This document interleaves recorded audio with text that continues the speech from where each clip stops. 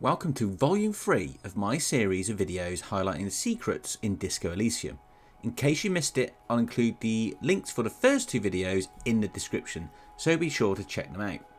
Also, as this is covering secrets in the game, I have to give you the obligatory spoiler warning. Watch this video at your own risk. By God, this young man has the body of a decathlete. His lithe form was practically made for vaulting over the high bar. The beloved Kim Kitsuragi has been the focal point for many theories and discussions within the disco fandom, not least of course the never-ending and quite frankly warranted obsession with his sexuality, which has spawned a lot of romantic art and fan fiction between Kim and Harry. Kim is also presented throughout the game as a very calm, normal, stable guy with a clean record, the complete antithesis to our Harry. But is Kim really as vanilla as he appears? Well, first of all, let's put this one to bed. Kim is part of the homosexual underground. I'm sure those that have fallen in love with Kim already either don't care or already know, but to large portions of the fan base, this is definitely a missable reveal. Firstly, you'll need to pursue the side quest with the smoker on the balcony. Eventually, as the days go by, he will appear at the Whirling in Rags. Hello. So what brings you here? Admiring the atmosphere. What about you, officer? Convenient. But what are you doing here? Talking to me? You can continue to be completely bemused by the amount of buttons he chooses to do up on his shirt, then ask him about being a member of the homosexual underground. What about me, gendarme? Could he be a member of the homosexual underground? This will unlock a fort of the same name, and if you choose to internalise it, you need to kill off 8 hours of game time to complete it. As it's later in the game, it's quite possible to go through those late game conversations and not get that time ticked off. If you do manage to complete the fort in good time, you then have to actually have a conversation with Kim, where dialogue options related to your fort breakthrough will then appear. Now, most players will already have spoken to Kim in some depth and are highly unlikely to revisit at this stage in the story, which means you can absolutely miss out on Kim coming out with his sexuality. Not because he owes anyone that, of course, it's just to shut Harry up about it. Okay. Great. Imagine all the time you'll have for work now. Matter of fact, we should get back to it right now. He turns his attention elsewhere. What? You didn't stop at all, did you? You are just obsessing about other people's sexuality now.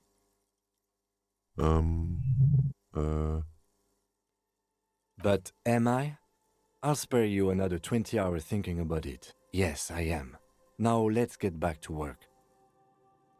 That's the truth.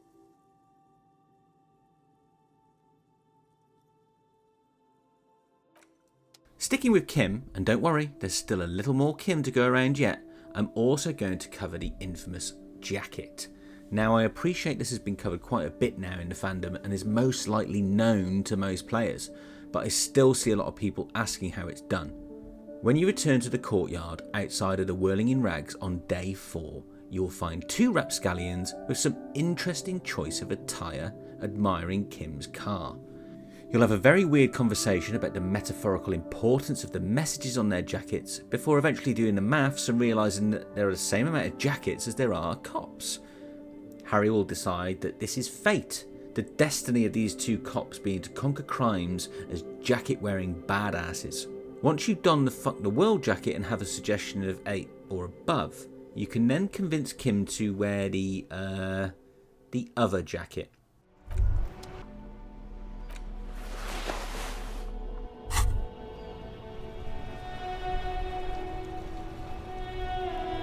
Good. Step 1 complete. Now, let the lieutenant feast his eyes on the fruits of the tree of cool.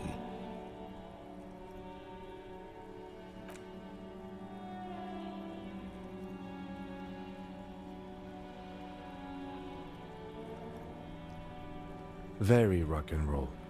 But is now really the time? You've got to work your way into this thing. the subtle way. Wind him up a little. Don't immediately go for the kill. Subtle, like the aesthetic cacophony the two of you are making right now. Look at this shit. The visual feels make no sense.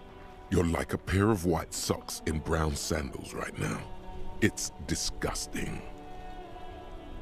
There's another way we can go with this. Frame control. Flip the situation on its head. Make them play by your rules.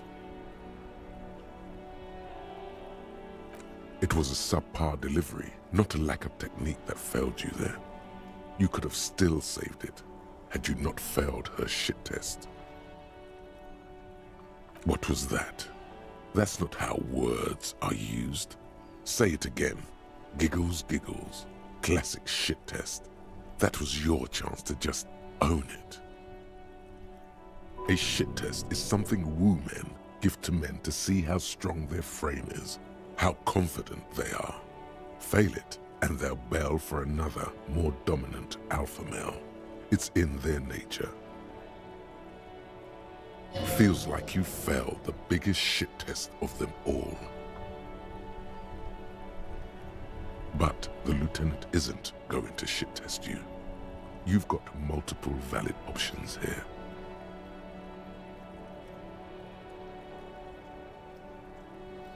Detective, what are you talking about?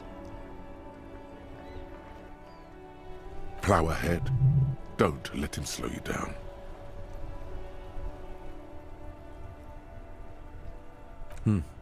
This is one of those times where you're just going to keep talking no matter what I say, isn't it? A long moment passes as the lieutenant considers his words.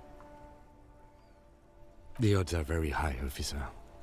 It's situations like these that make me afraid I'll end up being the cretin cop with pistol on his back. I'm afraid the RCM is going to have our asses for this. With a look of utter disbelief, the lieutenant slips into the jacket.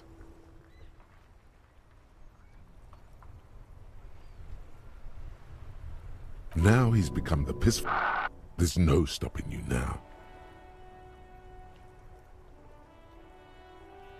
The cool factor might hit me later.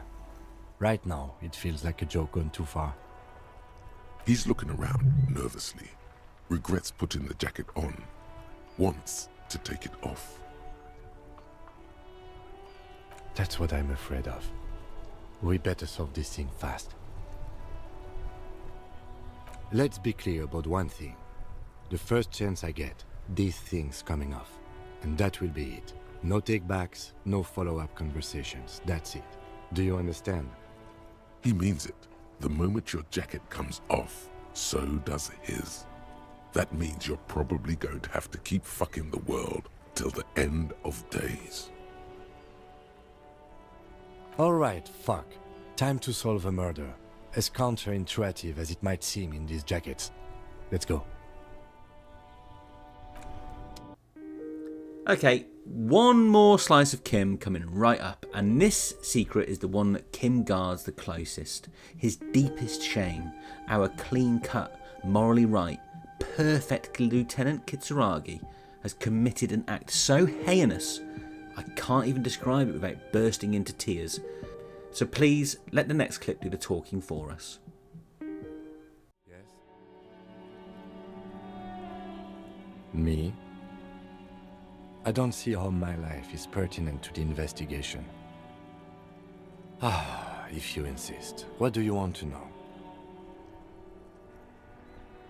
That's because I'm half Seolite, or quarter. My father's father was from Seoul. So was my grandmother, but from my mother's side. It's not an interesting topic. It's a part of the world, officer. A geopolitical entity and a geographic division. I told you it wouldn't be interesting. Seoul is a protectionist, isolationist, pan-Isolari state west of the Insulindian Isola. Actually, it's quite interesting. Some would even say mysterious. You're barking up the wrong tree. I don't speak a word of Seolite. I've never met either one of my grandparents, and I've never been to Seoul. I'm a regular Rêvechelière. A point of pride to him. He's glad to have shut down your question. No. Your brain sends the signal to your lips, but they refuse the order. Something is paralyzing them. You're pretty sure it has something to do with the lieutenant's eyebrow. The eyebrow is exercising psionic control over you. It's like you're locked down. Something the matter, detective? Goddamn right something's the matter. Lieutenant Eyebrow here thinks he can shut you down like some browless freak. Thinks you're just going to lie back and take it. Let's show him. Raise your brow high, up to high noon. Smugly, sire. Raise it smugly.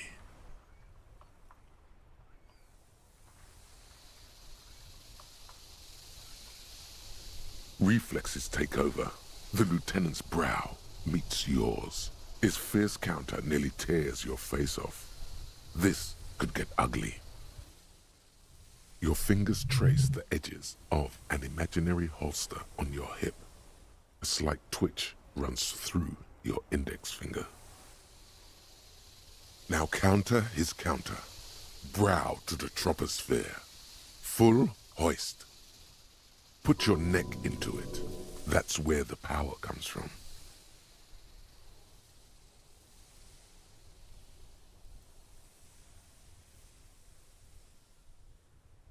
The lieutenant anticipates your move, but can neither deflect nor parry your counter assault.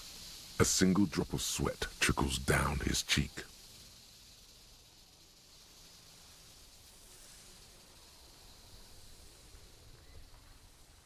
It's as if the entire world is frozen solid in awe of this great clash of brows. Nothing exists outside this moment. An almost imperceptible snap inside the lieutenant. His shoulders relax, his eyebrow casually descending as he tries his best to look relaxed, nonchalant even. A graceful retreat, so smooth you'd almost think there was no battle at all. There, you've breached his defenses. His secrets are yours. All right. I guess there is one thing. I have, on a few occasions, when I was young and foolish, smoked hemp. Tetrahydrocannabinol is the psychoactive substance in the cannabis plant, commonly known as hemp. It's one of the most common recreational substances in the world. Yes, cannabis. The hemp. I rolled it into a small paper tube and lit it on fire.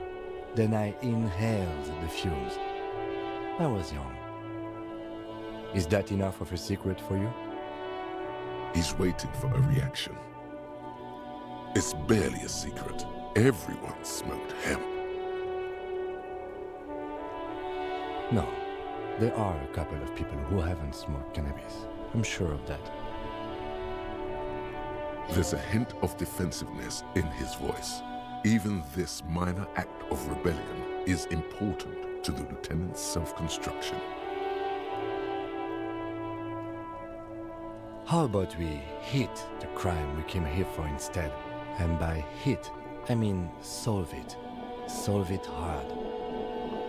Besides, those days are long behind me.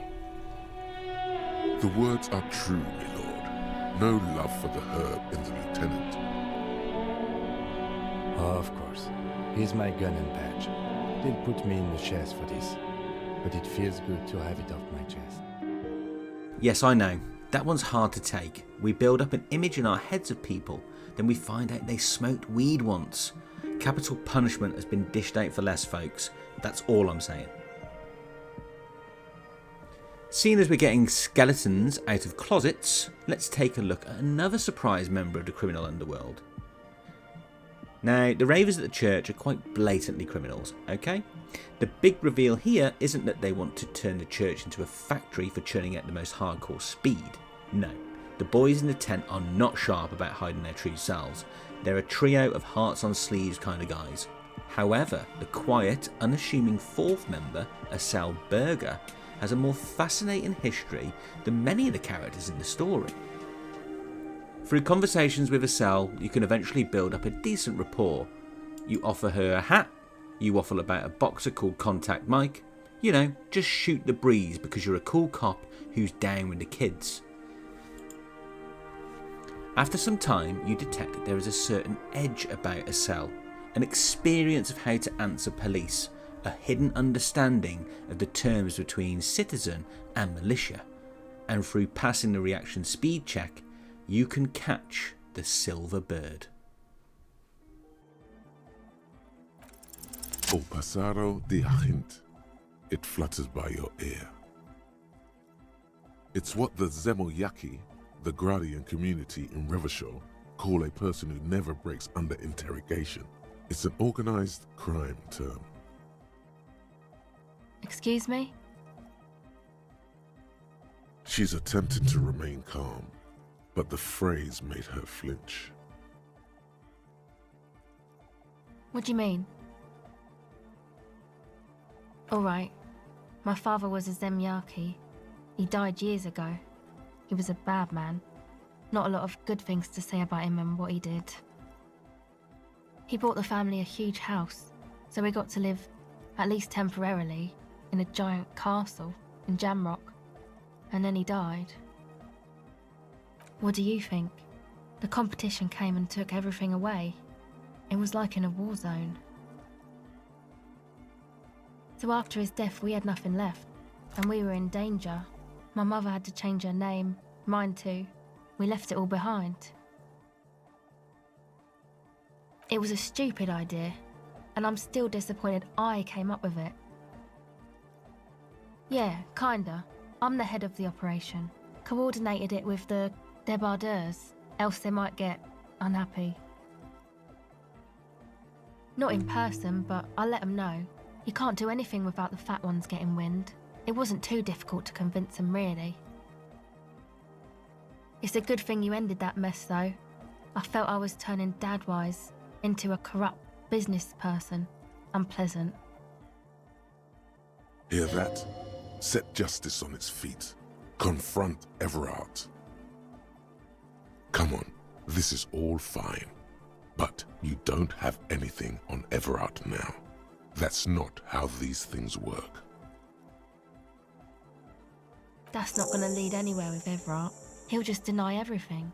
I mean, have you seen the guy?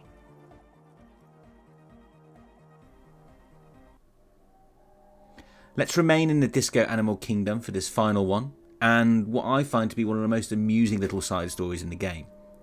If you can recall back to the very first conversation with Klassia on day 1, she says part of your hotel room project included Harry declaring he didn't want to be this type of animal anymore. There was. I think you screamed that you didn't want to be this type of animal anymore. I may have misheard, but it was sort of memorable.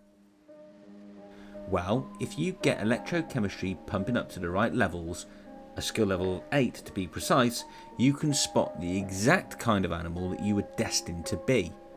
As you walk near the stream, near the church, with that level 8 electrochemistry, Harry will spot a predator in the wild. But to transform into such an animal requires 100% commitment. Once you have a leopard print mindset, there's no looking back. Oh, and it also gives a nice trophy.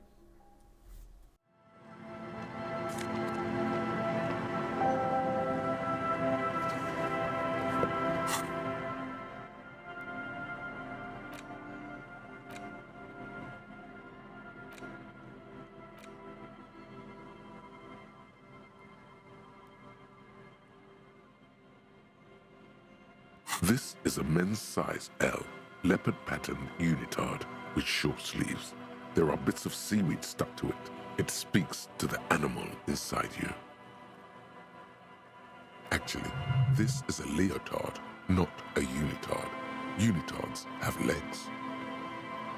Who cares? It's a tard suit either way. Slow and steady, boy. You know how to handle this. Drop it now. This thing will eat you.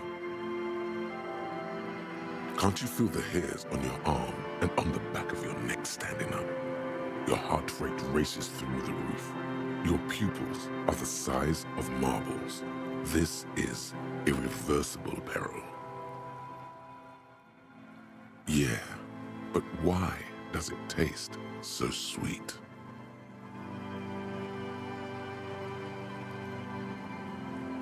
Despite the time it's spent in the water, the garment itself is surprisingly silky. The leopard spots are slightly textured. The garment label says it's composed of 85% polyamide and 15% elastane. There, along the inside shoulder seam, you see the words, "No Truce, trademark, made in Igaunia."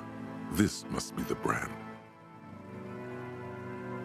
The wind blows through rocks and reeds. Days spent in the salt water have washed off any clues of its origin. The gradient irbis, or common snow leopard, is native to the Ohota Mountains in Grad. Weighing up to 85 kilograms, it is the apex predator of its ecosystem, though extensive poaching and habitat destruction have reduced its range significantly in the last 40 years.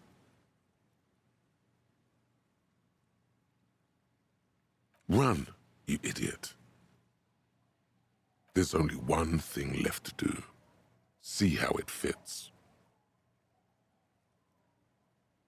Just know that once the leotard goes on, it never comes off.